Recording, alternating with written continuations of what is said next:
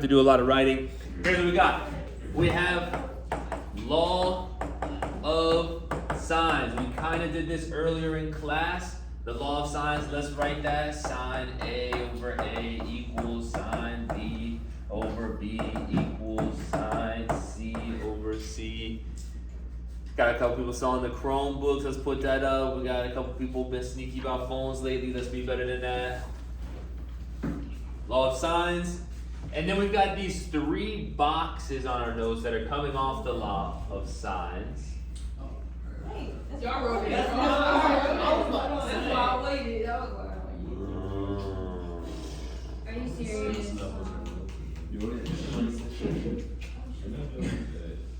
Time to erase, I guess. Now these three boxes are the three cases of when you would want to use the law of sines.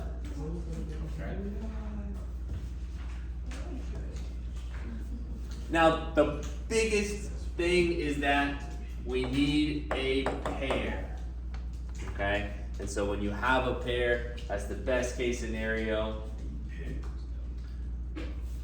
We'll call this angle, side, angle.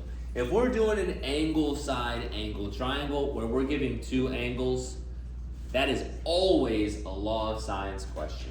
Because we have two angles, and even if those two angles don't match the side, well, we can use our 180 trick to make sure we find that third one, and we will find a match for sure. Now the other option is AAS, angle, angle, side. Now this one, oh wait, no. Sure, angle, angle, side should be the same thing. We'll be all right. If you have two angles, you can always find it. We'll be fine. Here's what we want. SSA. This is the one that it's kind of like a bad word. Check this out. oh my God. Don't do it. All right. Now, SSA doesn't work in geometry, and it kind of works in trig now that we have this law of sines. The difficulty with the law of sines here is that this is called the ambiguous case. Bit of a weird word. The ambiguous case that we learned on Thursday is tricky because given this information, it's kind of left some things up in the air. If we have an angle, I guess we can call this A, and if we have a side, I guess we can call this B, and another, we can call that A. If we have angle, side, side, it gets a little sketchy. Maybe this side here is not actually long enough to reach down to the triangle. So maybe we're gonna have no triangle.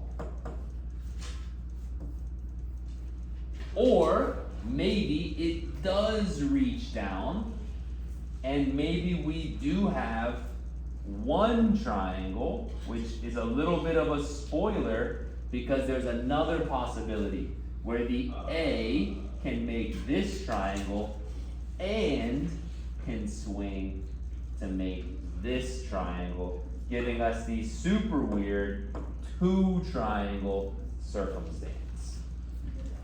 So, side, side angle is our least favorite. And importantly, how does it look? It's when you have a side and a side, but the angle is not between the two. Okay, so our angle's over here, that's different. So, maybe we put a little star by this one. These other two should be pretty easy. If we have two angles, we can do 180 minus. We can figure out what the other angle is. We'll be all right, we'll have a pair. Now, here, I'll just leave it like this. We'll just do it. Up next, we have the law of cosines. Now, I've been doing lots of writing for the law of cosines. I write it down every time I say the word law of cosines. Does anybody here actually think that they've memorized the law of cosines? C squared. C squared equals A squared plus B squared minus 2AB cosine C. Dang. Really ain't all that bad, right? Yeah. It starts off, we know that the C and the C have to match. We know that the first part is a nice, easy Pythagorean theorem. And so really the only part you have to kind of remember is that minus 2AB part. Okay, now, there is a second version of this because this piece is a nice formula when we want to find the side. But what if we want to find the angle? Is cosine C equals C squared minus A squared minus B squared minus 2AB. Yep. That's not. Yep, and it's just the same stuff. It's just reorganized, right? I mean, it's just the C squared right here, minus the A squared, minus the B squared, and then divided by the minus 2AB. So it's not a new formula. It's the same one. We just did a little bit of shuffling things around. Colin, you want to put the chroma away, dude? Come on. So we've got our two formulas here, and then we have our two circumstances. I guess I was doing it like this with the colors last time, so let's try to keep it the same. Our two circumstances, we either get SAS, that is where we have the sides and the angle between them, which we haven't seen yet. That's a guaranteed have to use the law of cosines. When we're doing the law of cosines, our goal is to find the side. And so if you're feeling really nervous about the law of cosines, maybe one more time, you write that formula down here. C squared equals A squared plus B squared minus 2AB cosine C.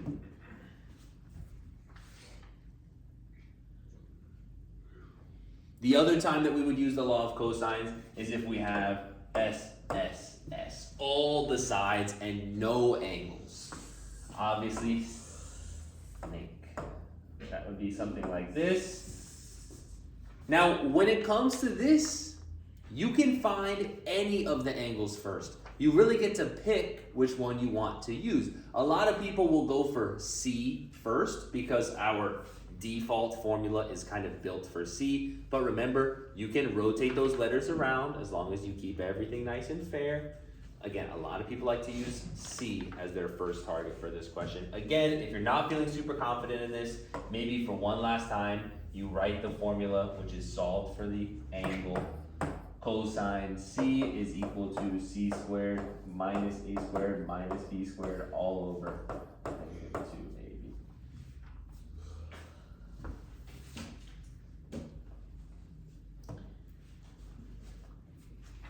And if you're feeling extra nervous, God, I was absent last week, maybe I don't know what I'm doing, right? Maybe you write, don't forget square root answer, right? Because remember, the way that we have it set up is we still need to kind of get rid of that too. And on this side, maybe you write, I don't know what letter that is. Don't forget. Now for this one, it is a second cosine answer. So it looks like cosine negative 1 parentheses A and S. Doesn't this look like the Vans logo? You guys know what I'm talking about? It did. Oh. All right, now let's look over to that. Example 1. We got F, G, H. We've got 8, 10, 40. I don't know if this is sines or cosines. What are you thinking when you look at this? It's looking like sines because I have a nice match. Now, when it comes to sines, this is the ambiguous case because we only have one angle. That means when we go to do this law of sines, the first time we learned it, we did the square, we checked it with the right triangle, but lately it was just do your law of sines. If you get an error, that's fine. That means the question's over and the answer is no triangle. It just doesn't fit. Looking at these numbers, 8 and 10, whenever they're pretty similar numbers, I think we have a good chance of having a triangle here. So let's do the law of sines. I agree. I would go ahead and make our pair with f's, sine 40 and 10. And then probably the next place I would go was for my h's, sine h over 8.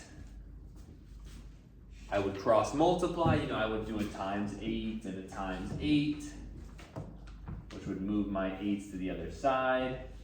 And then I would also want to get rid of that sign using second sine. So really, I need to type something like this.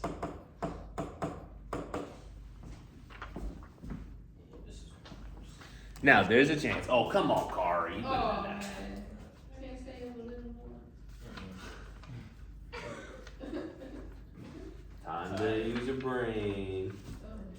Okay, what I got was h equals 30.9.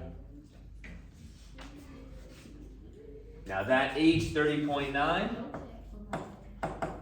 no error. That means one triangle is for sure. Now here's how we check for the second triangle. It's easy. We've done all the hard work. Here's the easy part. We're going to go ahead and take this 30.9 and we're going to do 180 minus whatever that is. And if you want to be fancy, you can even use that A and S button. 180 minus second negative. And I got 149, which is a pretty big angle. Is there room to have 40 and 149 in a triangle? If I do whatever that was, 149, and I add 40 to it, plus 40, I get 189. We don't have room for that, right? Triangles only have 180 degrees. That's 189 degrees. So, only one triangle, not two, just one. One triangle. H is good at 390. And what does it tell us to do? It doesn't tell us to solve for any particular thing. So maybe they want us to solve for the whole triangle. Now here's the good news. After you do your first step, the resulting steps are always going to be easier. The questions never get harder as it goes on if you do have to solve the whole triangle. For this one, I would start by doing 180 minus 40 and minus 30.9 to figure out that my last angle of G is going to be 109.1. And there's one last thing I don't have figured out, which is little g. In order to find little g, I think I'm going to have to use law of sines one last time. The sine of 40 over 10 equals the sine of 109.1 over little g. Multiply that g over here, multiply that 10 over here. Do a little cross multiplying. Divide by the sine of 40.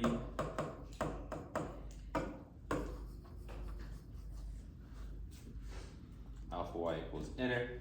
10 sine 109.1 over sine 40. Here we go. 14.7 as my last answer for side G. It's in the realm of 8 and 10. Everything looks pretty good. Example number 1, finished. We found every single thing. We used the law of sines. We double checked for the ambiguous case. There's only one triangle. And then we moved on. Any questions? Cool, we've already learned all this stuff, so I'm gonna go pretty quick. Example 2, at least I'm trying to go quick. We've got P, Q, and M. It looks like we have 11, 10, 38 degrees. Can we make law of sines work? No, we can't. We have no pairs, right? No match, no match, no match. It's time for cosine. We have angle P, which means we're going to be trying to solve for little b. So we're going to use our formula that doesn't have cosine of p isolated, but it has p squared isolated. So that needs to match up with cosine of p at the end, and then it's going to have the two other letters. So that would be m squared plus q squared minus 2mq. Plug all those numbers in. P squared equals m, which is 11 squared, plus q, which is 10 squared, minus 2 times 10 times 11. Cosine of p, which is 38. And even though it's a lot, it's really not that bad. It's just time to go to the calculator.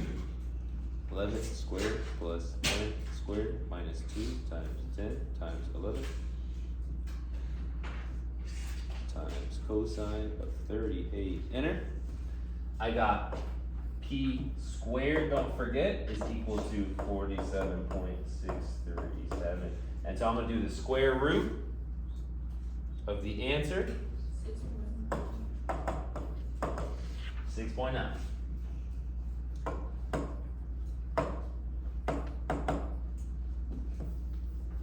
All right, if we did want to find everything here, well, we've got now a pair, which means we don't have to use cosines again.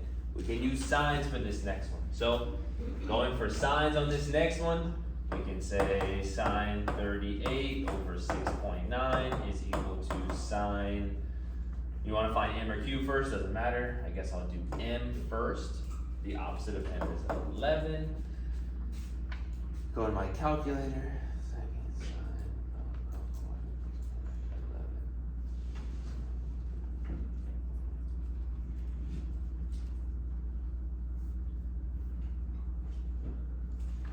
11. I got an angle.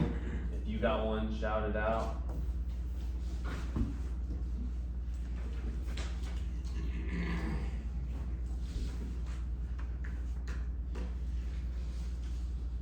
First number's a 7.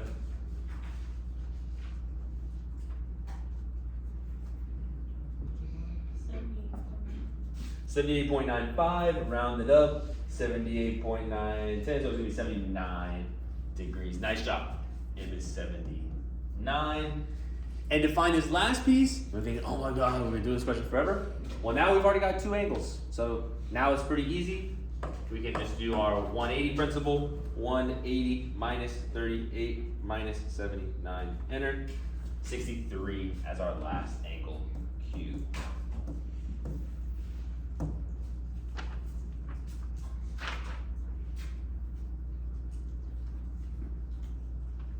All right, again, we've done this. We're moving. 11, 18, 15.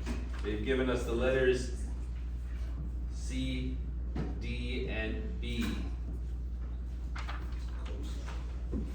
It's looking cosine. We got all three sides. It means we get to solve for an angle. We can solve for any angle, but typically if we just stick with C, it's easiest because it's already solved for. So for this question, I'm just going to use, of course, cosines. I'm going to use cosine of C is equal to fraction C squared minus A. Oh, a little bit different for this question. We actually have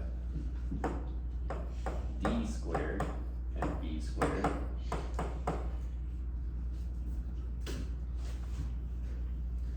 Those numbers, make sure that C, which is 15, is the positive one. The other two don't really matter.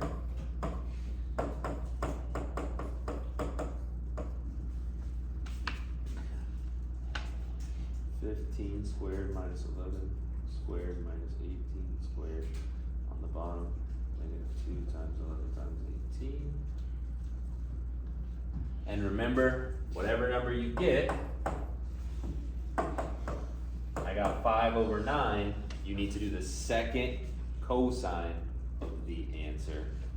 And so, for angle C, first number that I got, 5. 56.25, let's go 56 point. Round that up, I guess. Sweet, 56.3. Now we never have to use cosines twice.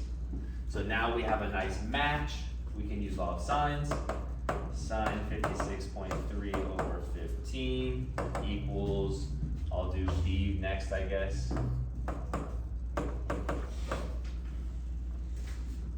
Multiply by 18 to the other side. Second sine alpha y equals enter 18 sine 56.3.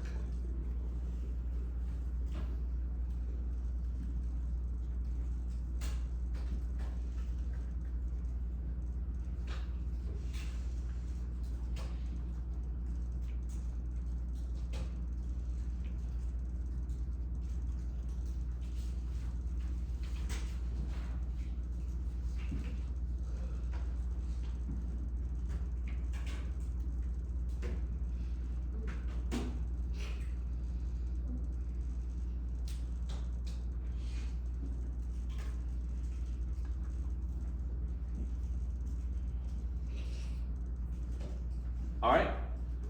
Anybody got an answer for B? 86.7 is good enough. Not bad. And there's one more. We never had, we're always downgrading, so now we can just do 180 minus 86.7 minus 56.3. 37. Nice job. All right, enough with the notes. That is law of sines, law of cosines. Now, the idea is on the front side of these notes, you have these two things, and that is your full flow chart for every single problem. Remember, the SSA is the sketchy one. It means you have to check if you get an error, no triangle, and then double check once you do get your one angle, if you can fit the second angle. These two are just pretty easy. Lastly, we got cosines. There's the two options. I think we get what we're doing.